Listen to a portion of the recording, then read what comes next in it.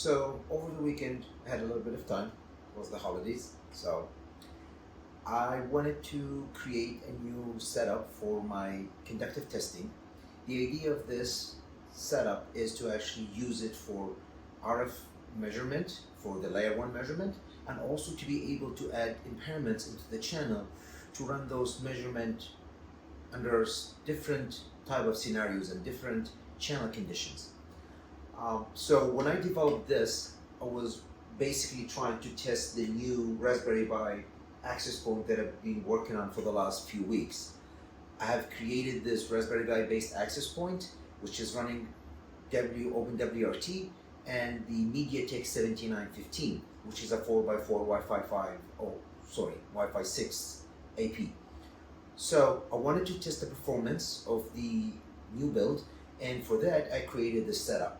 So as we can see here, we have the access point itself, and then we have the 4 radios coming out, and 4 jumpers go into 4 RF cables, and those 4 RF cables go into 2x1 splitters. So the 2x1 splitters allow us to connect another set of 4 cables here, which if I can get them entangled right here. So these 4 cables go into a 4x1 splitter or combiner, and that go into an amplifier, and that amplifier is fed by HackRF. We'll come back to what the HackRF does in a minute. So right now let's focus on the rest of the circuit.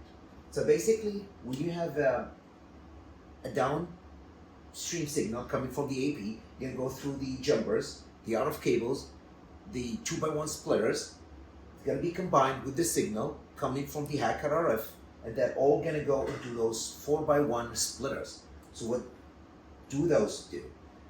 So those allow us to sample the signal again. So we have 4 cables coming out of those, like 4 channels or 4 radio chains to be precise, go into the LitePoint IQ. So the idea here, we'll use the LitePoint IQ to measure all the important RF metrics like the TX power, EVM.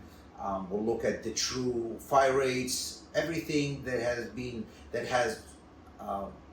any metrics that is related to the RF or layer 1. And then we have another 4 set of cables right here coming out from the 4x4 splitters into a 4x4 a splitter or a combiner. It's both ways, and that go into another HackRF.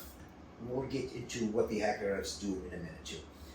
The other set of cables here, 2 sets of 4 cables sampling each chain of the radio, go into another 1x8 splitters or combiners.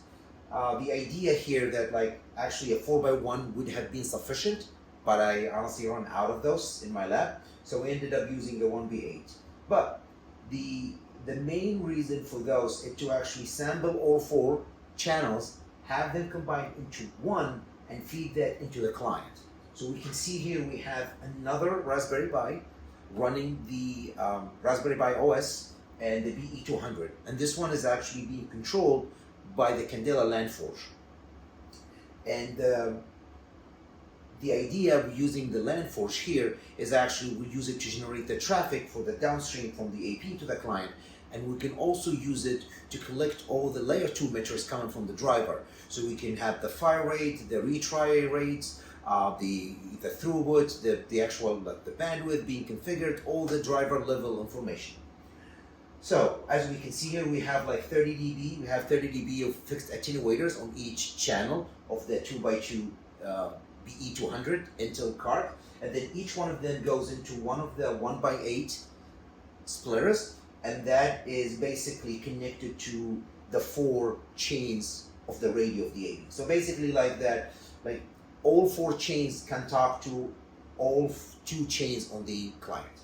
So now back to the HackRF. What we're doing with the HackRF, we're actually using the 2 HackRFs for 2 different purposes. The first one is the generator. So this one is used for generating AWGN, so which is additive white Gaussian noise. So basically, this HackRF with the GNU radio, as we see on the screen right there, GNU radio is a DSP framework that you can use. It's based on Python, but this is the graphical interface. So you can use it to actually generate signals. And for this one, we're using to generate the AWGN.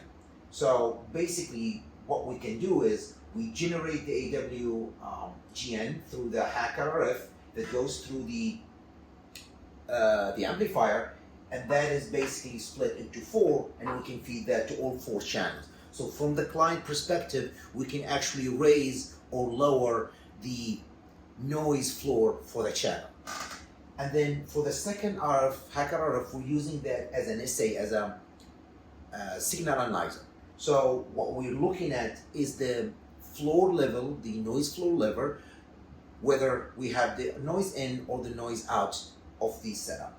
So doing this, we can actually get all the RF metrics from the LitePoint for the layer 1. We can get all the layer 2 metrics through the LANforge, and then at the same time we can do that at multiple different type of channel conditions by adding or subtracting the noise, and basically just kind of tune the noise amplitude, whether like we want to introduce so much noise or like a little bit or like not at all from the GNU radio.